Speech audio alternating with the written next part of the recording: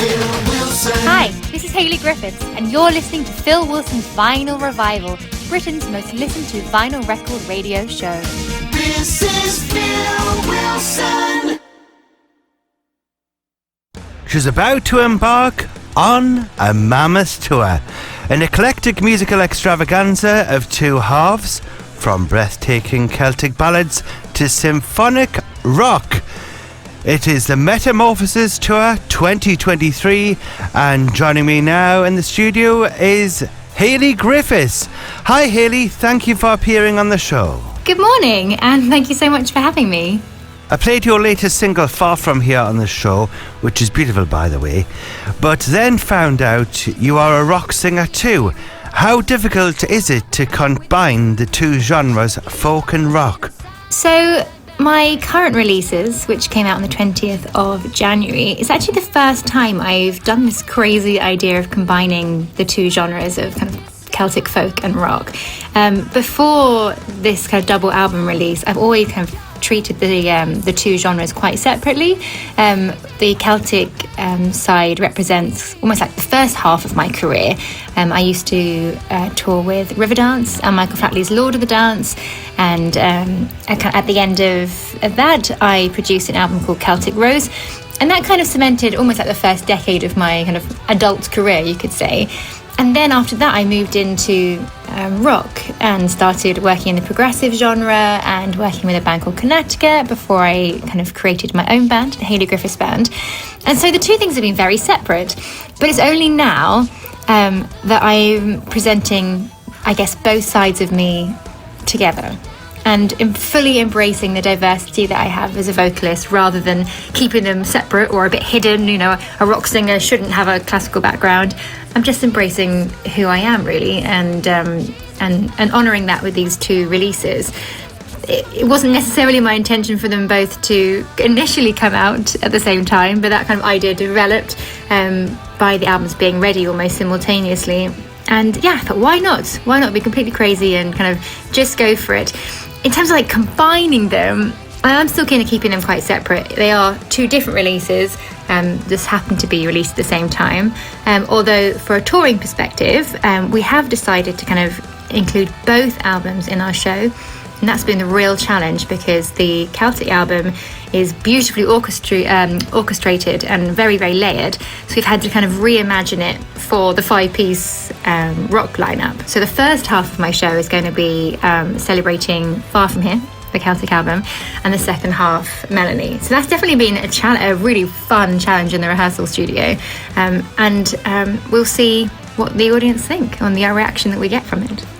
You have a show coming out in spring and autumn entitled Metamorphosis, which I mentioned in the introduction.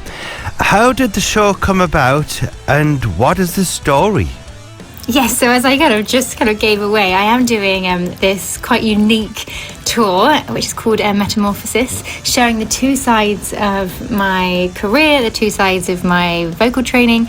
So it came about because of having these two albums that I wanted to promote, and I wanted to, for the very first time, demonstrate these two styles of me together, because previously when I've gone out as a solo artist, I really have only concentrated on the rock side, especially kind of having been in Connecticut, and then when I first developed my show, it was a rock band, so there was no need to kind of really show the Celtic side. However, because we were developing a two-hour show, I did always have like a little intimate acoustic moment in the show, and in my 2019 tour, we did actually include Black is the Colour and Parting Glass. And I think looking back now, that was probably actually the catalyst to make me think, I should record these and I should do another Celtic album. So it was probably actually that rock tour that influenced me kind of revisiting the Celtic album in some ways. So this time it's kind of obviously going to be a bigger or a more equal balance, let's say, between the Celtic and the rock by having this two-half idea that I mentioned. And yeah, we're going on tour very soon in March, and there's another group of dates in October.